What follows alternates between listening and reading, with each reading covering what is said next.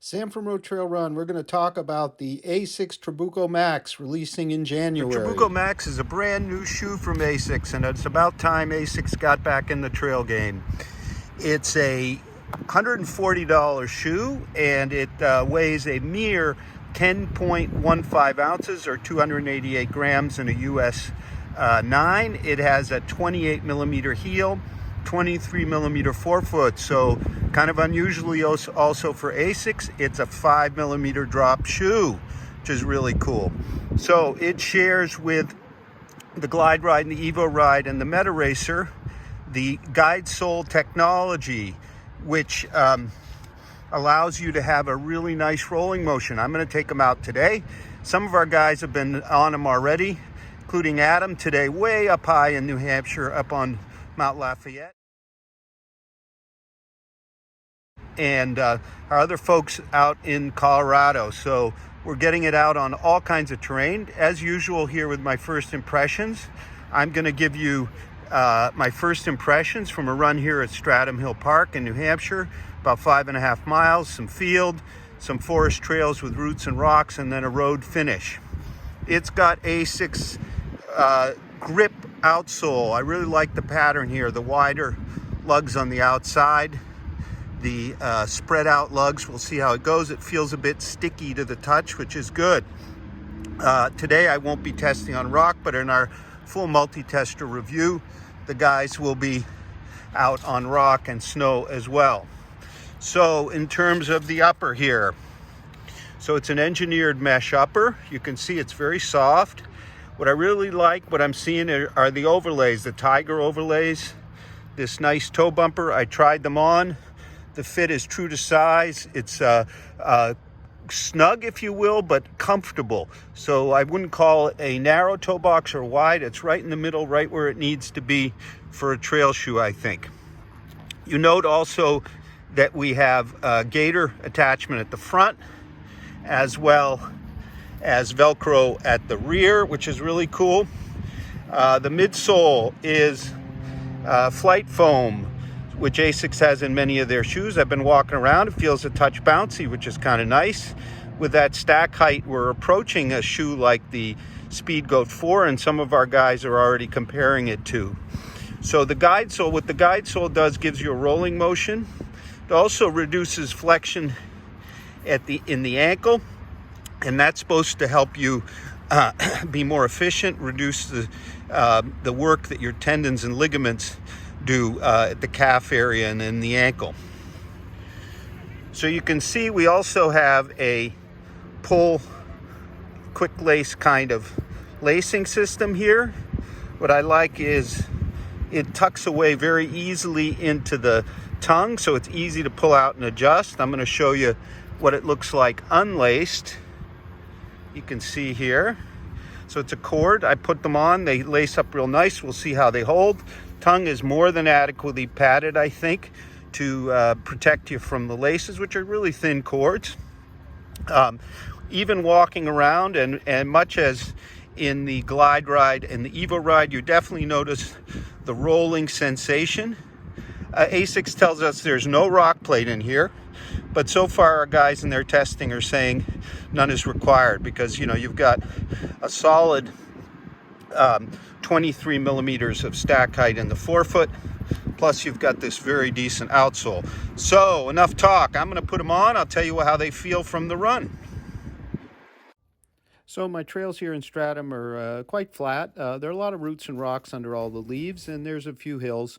There's about 469 feet of climbing on the loop that I just did. Everything in terms of fit, absolutely true to size. No issues here. The soft material keeps what's kind of a relatively medium to narrow toe box comfortable, well protected. Midfoot support is good. It's not totally off the charts, but it's very good for most trails, I think.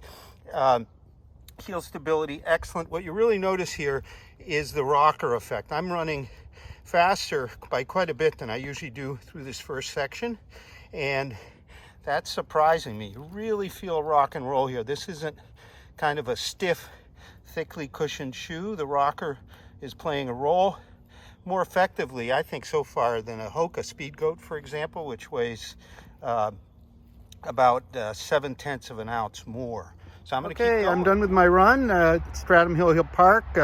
Actually, Edward Tuck's father was a very good friend of Abraham Lincoln, and Abraham Lincoln's son actually read the Declaration of Independence up here a little further up at a rock in 1860 when he was a student at nearby Phillips Exeter Academy. Okay, a bit more about the Trabuco map. So I was quite surprised. I ended up within 1 second of my record for the course, with the previous shoe being the Terra Ultra G270, which still holds it by a second. So I averaged 9:15 on this course, which mixes trail and road. I was within 3 seconds of my segment PR on the road finish. So I'll start with the road feel. Very, very good on the road here. A little slappy and noisy from the outsole, but still a very well cushioned shoe with a lot of what I'm going to call taut bounce. It's not soft bounce, it's taut, and it's really noticeable energy return. Of course, the guide sole plays a big role here. On trail, you feel like you're sort of scooping the trail with the front of the shoe. It's really kind of noticeable on flats and on uphills. So you really feel the rocker here. There's no plate, there's no rock plate, and none is really needed. I didn't hit any rocks whatsoever that bothered me. You can see how stiff they are. But this is a rocker-based shoe. So where does it fit in? Well, this is definitely going to be an ultra contender from ASICS after many years with kind of minimal shoes with not much cushion, very dated. In fact, over the last couple of years, we keep begging ASICS about trail shoes, and they said, just wait, because we really don't have anything. But now they do. So it has plenty of cushion and plenty of energy as well. You can think about comparisons here. I would say it sits somewhere between the Challenger ATR from Hoka and the Speed Goat, sort of in cushion and feel, but with a more dynamic rocker, I think, than either. I find the Speed Goat pretty stiff. It also competes very strongly against the Solomon Sense Ride 3, which kind of has maybe a bit more cushion, but it's a much duller, less dynamic, speedy feel, although I think the Solomon has a bit better midfoot hold. Here we are just fine for most uses. You know, we got a very good heel counter. You know, this is a pretty pliable upper. It's helped along by a gusset type tongue, which really you won't be able to see, but it is a comfortable upper.